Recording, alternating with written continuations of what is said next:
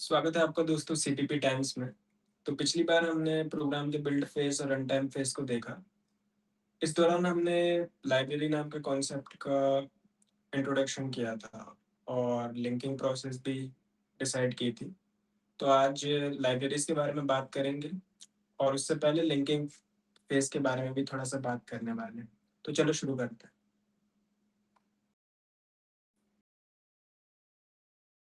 तो दोस्तों linking process जो हमने कंपाइलेशन के बाद शुरू की थी, एक ऑब्जेक्ट फाइल को किसी लाइब्रेरी से या किसी दूसरी ऑब्जेक्ट फाइल से लिंक कराना लिंकर का काम होता है। तो पहले लिंकर के बारे में बात करेंगे, फिर लाइब्रेरीज देखते हैं। लिंकर दोस्तों, लिंकर एक प्रोग्राम है। इसका काम है to resolve symbols in symbol table. Okay, अब ये सिंबल क्या होता है, सिंबल टेबल क्या होता है, देखते हैं। सिंबल सिंबल टेबल दोस्तों, अगर मैं बात करूँ एक ऑब्जेक्ट फाइल के लेआउट की, तो लेआउट ऑफ ऑब्जेक्ट फाइल, कोई भी ऑब्जेक्ट फाइल लेता हूँ, चलो ए डॉट ओ लेता हूँ। तो इसमें मोस्टली तीन चीजें हमारे काम की है। वैसे तो बहुत कुछ होता है, पर तीन चीजें हमारे काम की है। एक है सिंबल टेबल,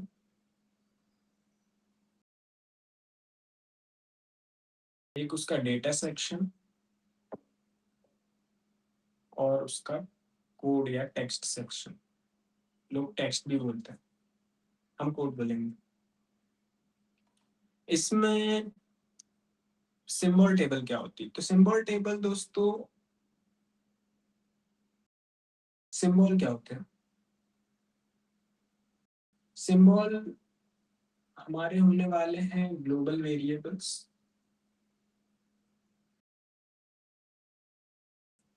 और फंक्शंस।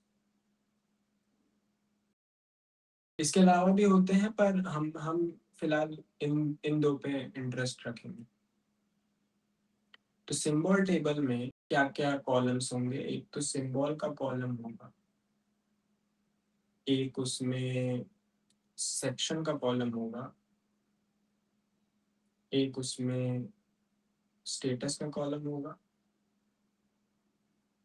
एक उसमें कोड का कॉलम होगा। पर हमारे काम का अभी नहीं है वो, तो हम उसे नहीं लेंगे। ठीक है, तो फिलहाल ये तीन चीजें काम की। तो एक सिंबल टेबल में इनकी एंट्रीज होगी, नंबर वन पे कुछ होगा, नंबर टू पे कुछ होगा, इस तरह से। ठीक है, चलो एक एग्जांपल लेते हैं। तो आपको याद होगा लास्ट टाइम हमने एक प्रोग्राम लिया था A dot C P P और B dot C P P में। A dot C P P में हमने कोड लिखा था, प्रिंट कराना था, तो आई स्ट्रीम।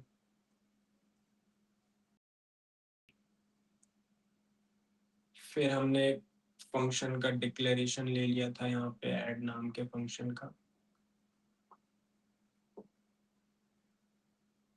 और हमने उसे कॉल कराया था और रिजल्ट को स्टोर करा लिया था।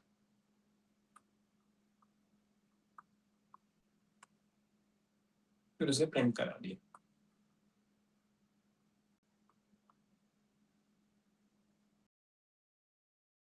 फंक्शन को एंड किया।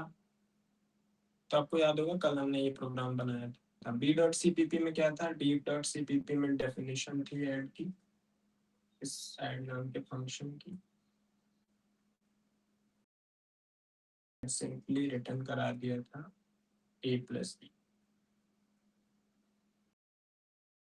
B dot C P P में उसकी डेफिनेशन थी और A dot C P P में फंक्शन यूज हुआ था।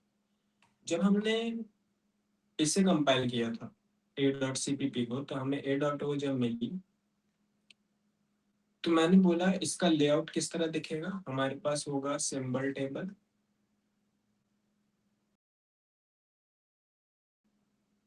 डेटा और कोड सेक्शन, राइट।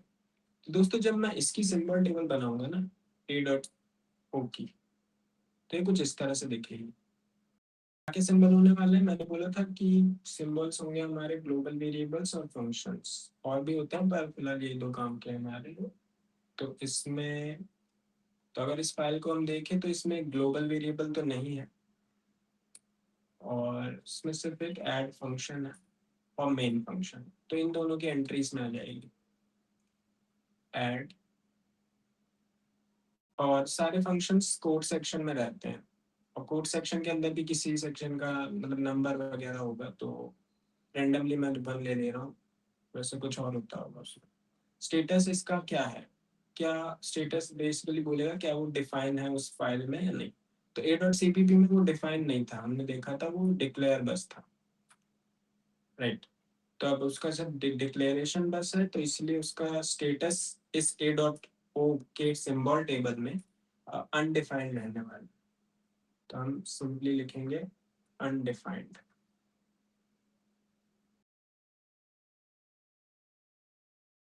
नेक्स्ट उसमें मेन की एंट्री है, मेन की एंट्री रहेगी मेन फंक्शन, वो भी कोड सेक्शन में ही रहने वाला है, मान लेते हैं कि सी सेक्शन 2 में होगा वो, हमें नहीं पता, मन से कुछ ले लेते हैं। फिर मेन फंक्शन इसमें डिफाइंड है, आप देख सकते हैं पूरी डेफिनेशन है उसकी, इसलिए उसकी एंट्री डिफाइंड होगी।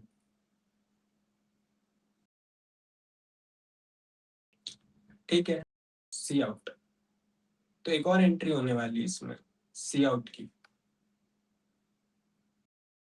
सी आउट भी एक ग्लोबल वेरिएबल है, ऑफ कोर्स हमने नहीं बनाया, लेकिन उसकी डेफिनेशन हेडर फाइल में है, वो हेडर फाइल की वजह से आ चुका है इधर।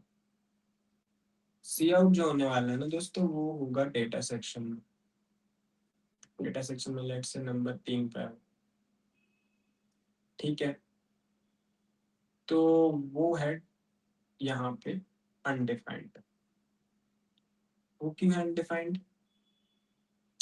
वो अनडिफाइंड है क्योंकि A dot C P P में उसका डेफिनेशन कहीं नहीं, उसका डेफिनेशन मैंने जैसा बताया वो लाइब्रेरी में रहने वाला है। ठीक है, तो सी आउट जो है ना, उसकी डेफिनेशन हमारे लाइब्रेरी में रहने वाली है, और लाइब्रेरी को हम, हमारे पास अभी एक्सेस नहीं है, हमें उसे बाद में लिंक करा। तो हमारे पास ऐड का डेफिनेशन नहीं है और सी आउट का डेफिनेशन नहीं है। ऐड कहाँ से आएगा? ऐड का डेफिनेशन कहाँ से आएगा? ये आएगा बी डॉट ओ से, और सी आउट का डेफिनेशन कहाँ से आएगा? वो आएगा सी प्लस प्लस की स्टैंडर्ड लाइब्रेरी से। सी प्लस प्लस की स्टैंडर्ड लाइब्रेरी होती है दोस्तों, उसी के अंदर उसकी हेडर फाइल है आई स्ट्रीम। आई स्ट्रीम की हेल्प से हम उस लाइब्रेरी को एक्सेस करेंगे। तो देखो, अब हमें ऐड चाहिए है और सी आउट चाहिए, तो और दोनों अभी हम ए डॉट ओ के पास दोनों ही नहीं है अभी। तो बी डॉट ओ की अगर मैं सिंबल टेबल देखूं, बी डॉट ओ के पास क्या है?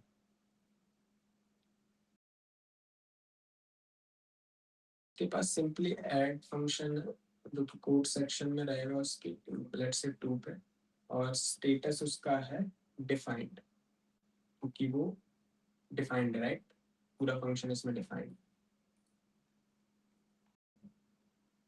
तो बी डॉट ओ से हमें मिल जाएगा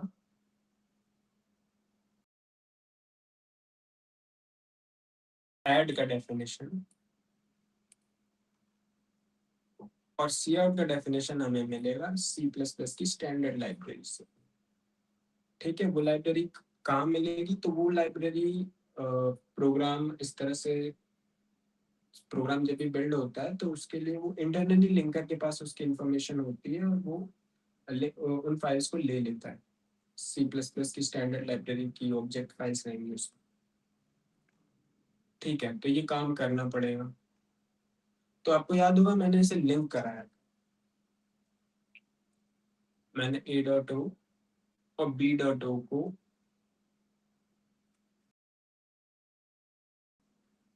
लिंकर को सौंपा था।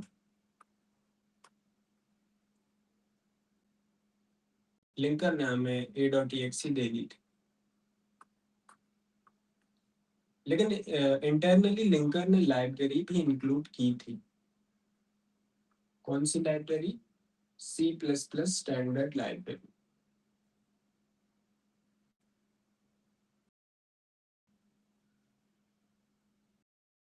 ठीक है।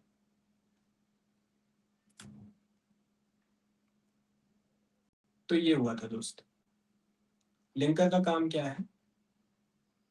To resolve symbols in symbol table in object files. तो अब आप लिंकर का काम समझ गए होंगे। नेक्स्ट आते हैं लाइब्रेरी पे।